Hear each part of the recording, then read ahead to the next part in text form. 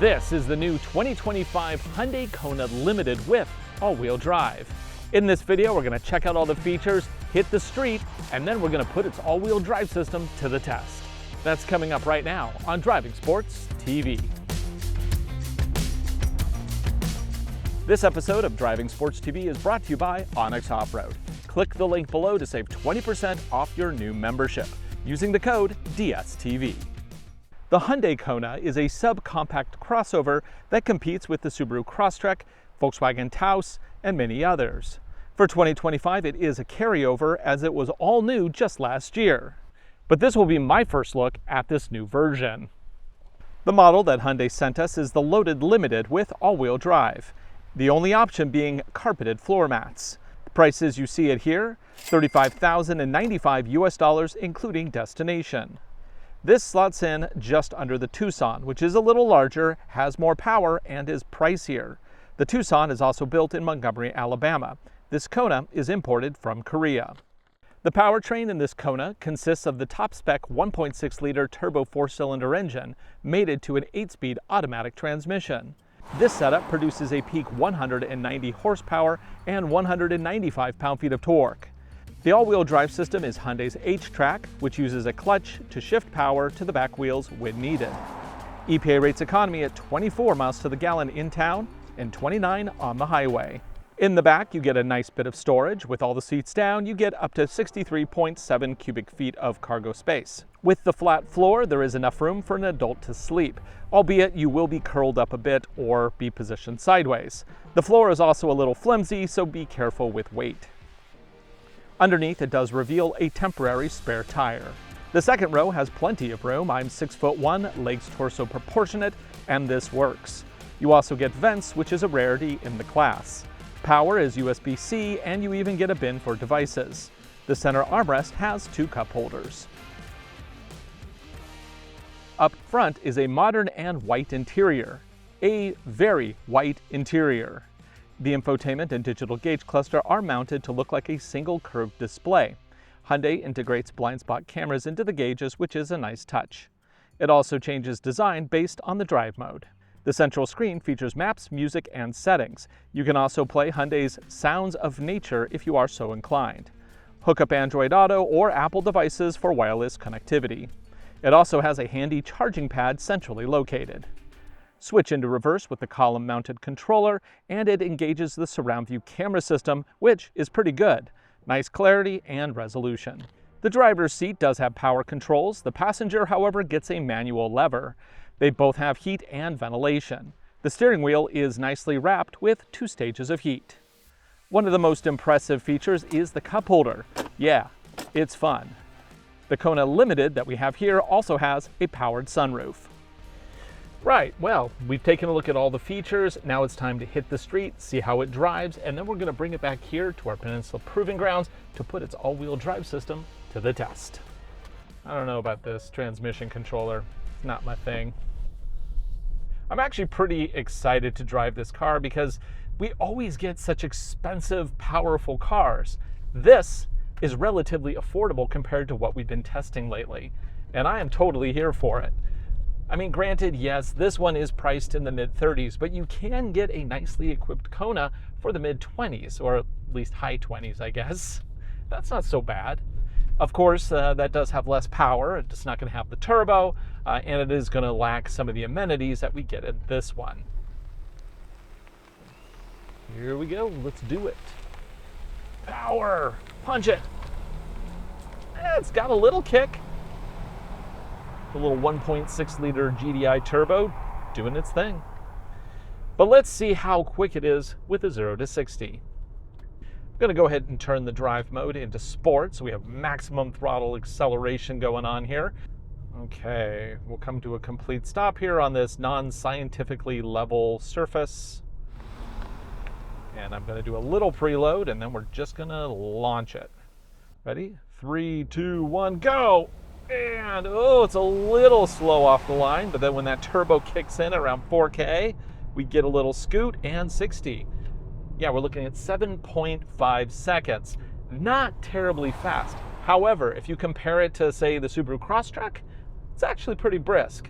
The Crosstrek, even with the 2.5 liter motor, it's not really known as a speed demon. So this vehicle actually edges out the competition in terms of performance. Also quicker than the Volkswagen Taos that we tested recently. As far as seating position and view, yeah, it's pretty nice in here. I mean, it's a small vehicle with lots of glass, so it's easy to see out. In my experience, Hyundai seats are typically a good 1 to 2 hour seat. You can drive about that long before it starts to get uncomfortable. And I have pretty much a back made of steel. Nothing really bugs me in terms of driving, but Hyundai seats, oof, I gotta stop after 2 hours, definitely. And these ones, they feel pretty nice. I would have to do a long distance test to really know for sure, but I think these ones actually feel a little bit better than the Santa Fe that I drove recently. If you know otherwise, if you think the Santa Fe are the exact same seats, which I wouldn't be surprised if they were, maybe I'm just having a really good seating day. Who knows? Of course, when I put the blinker on, I do get the little cameras in the dashboard here. Not my favorite feature. It's another one of those features where it's tech for tech's sake. I mean, you really should have a much better sense of space around you than relying on the little cameras down there. So, you know, if we could have that and then not have the big wing mirrors, I'd be more on board with that. But having the wing mirrors and that, I think it's just redundant. And I actually kind of like the way it drives. I mean, it's got plenty of pep when the turbo finally kicks in. The steering feel in sport mode is actually pretty good, again, for the class. Now let's talk about eye lines here. This gauge cluster is in a good position. I can see it through the wheel. So many modern displays kind of ignore the fact that there's a steering wheel attached to the car and you're like constantly blocked by the steering wheel. But I would say that the infotainment system, it's a little low, and they did that, of course, to get that whole stylized swoop singular display look. But I would prefer it to actually be slightly higher so that it's more in my eye line.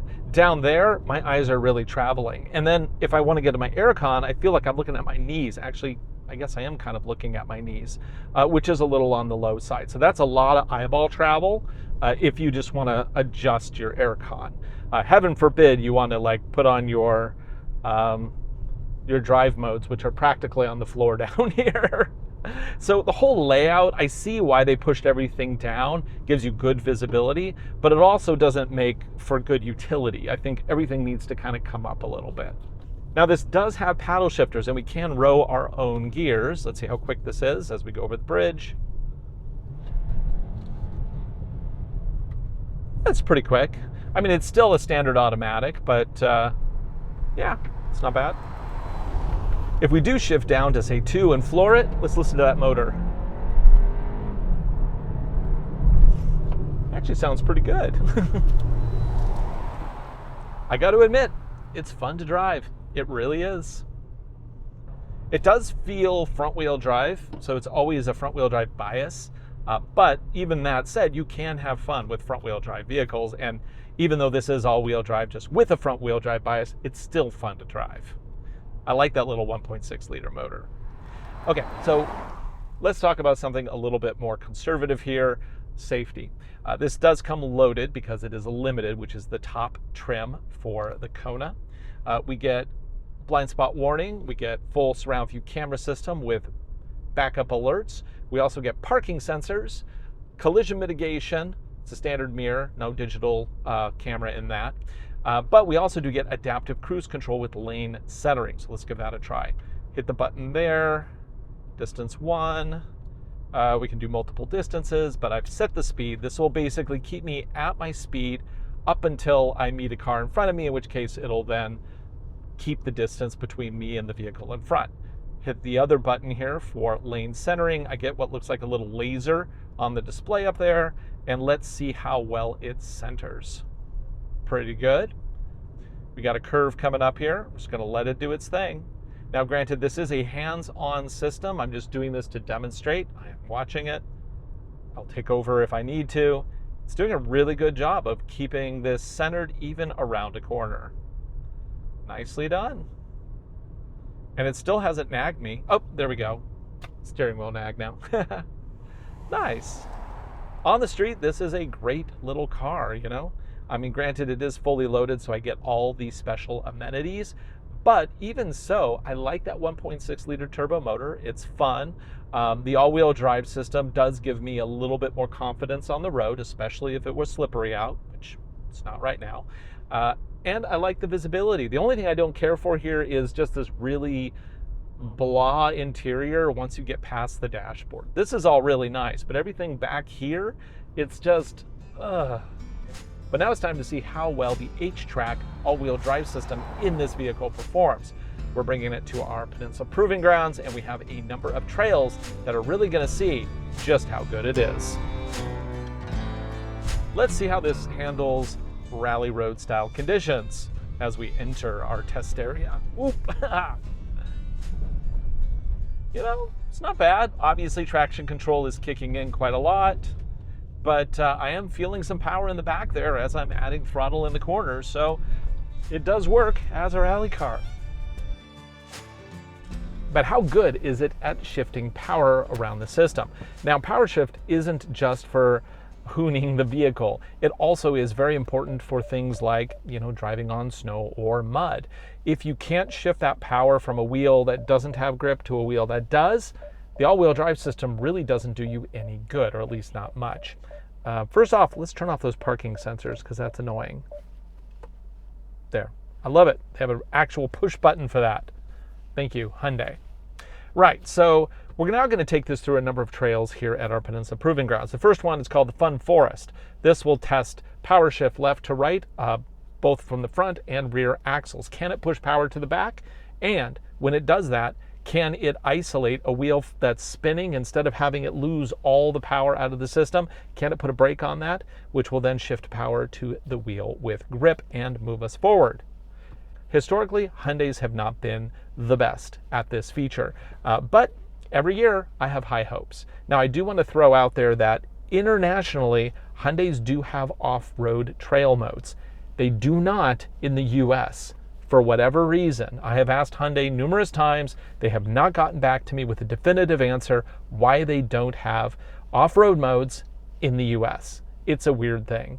But whenever I post this, if I don't state that, I am going to get somebody saying, well, why didn't you put it into an off-road mode? We don't have them. But we do have hill descent control, which we will test right after this. Because this doesn't have any special off-road modes, I'm just going to keep it in normal. Now, I do have a surround view camera system. I can bring that up with a push of a button down here, which is nice. Does not give me tracking lines on the front view, but it does give me on the overhead view. Also, regarding ground clearance, the standard Kona all-wheel drive has 8.1 inches of ground clearance. Because this has the 19-inch wheels, it actually has 8.3 inches of ground clearance. Right, let's do it. Oh, there is one feature I need to do. I need to lock my center drive clutch.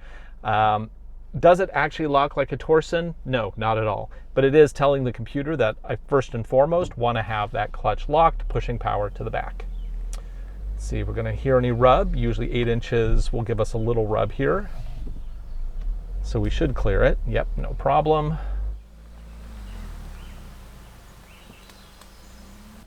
Okay, now we're going to lift the wheels, which means that they will have no grip, and we are looking for power to shift. Now I'm going to go super slow through this because I want the vehicle to do the work.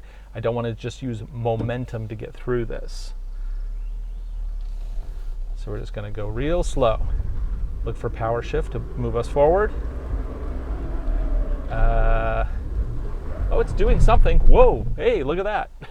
Power shift happened. It was a little abrupt. Big improvement though. The old versions of Hyundais just kind of did nothing. Now they actually do something, which is great. Look for that back wheel.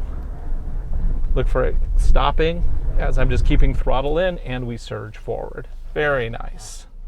Now, is that the best system? No, it's not.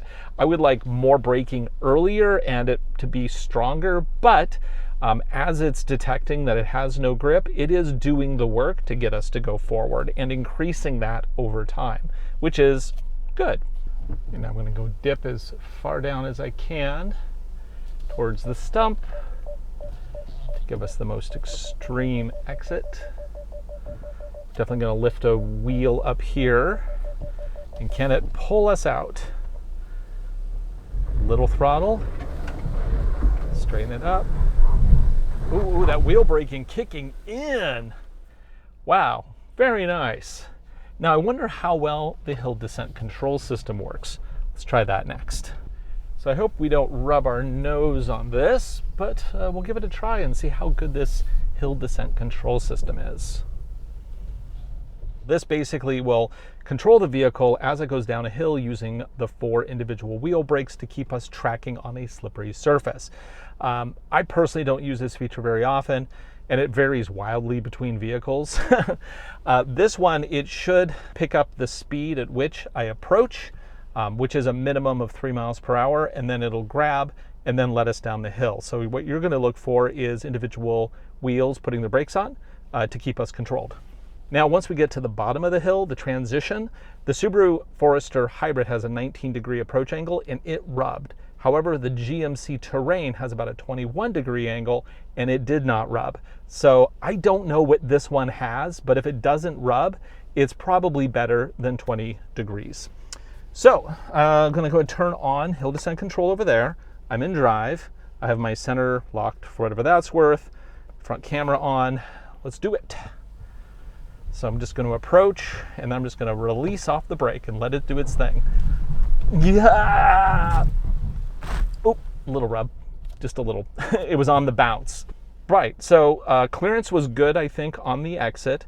However, that velocity going down the hill 3 mile per hour, that's just not controlled enough for me. I much rather see a 1 or 2 mile per hour, preferably a half mile per hour, which some vehicles like the Jeep Compass can do.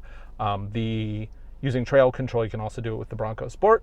This Subaru, not great. It's also about a 3 mile per hour system. Anyway, like I said, it varies wildly. And this one, it's kind of normal, but not great. On to the moguls.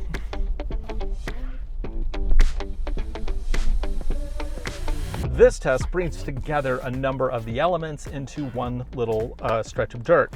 We have moguls for side-to-side power shift. We also have large humps in the moguls, which we'll check for clearances on the front. And what else? Oh yeah, articulation. If this doesn't have good articulation, you're going to see it lift wheels all over the place. And we can also test the drive modes here to see if there's any difference in the off-road capability of the different modes. So we're going to start in normal and let's see how it does. Just going to crawl forward. Again, not going to use momentum. That doesn't teach us anything. Turn that camera back on. There. Okay, power shift. Are you going to kick in? Oh, there we go. Wheel up. Yeah, not great articulation, but that's not surprising considering the target audience of this vehicle. Okay, now here's our big dip. Just going to keep throttle in, wait for that power shift to happen. Whoa! Okay, let's see what we got here. Leave that power in. Takes a few moments, shifts us forward, and down we go. Right, well, let's try that again. But this time, let's do one of the other off-road modes. Of course, we have to go, ooh, dragging that nose a little there too. Yeah, that's not great. It happens though. Okay. This time, let's try slippery. Because ideally, if you're slippery and you're having trouble finding grip, you want that power shift to be a little more extreme. So we'll go down to snow, put it into drive, and let's see if there's any difference at all in the drive modes. I'm guessing there probably isn't, but I don't know, maybe I'll be surprised. Again, we're just going to try to find the brake over here and then throttle in gently.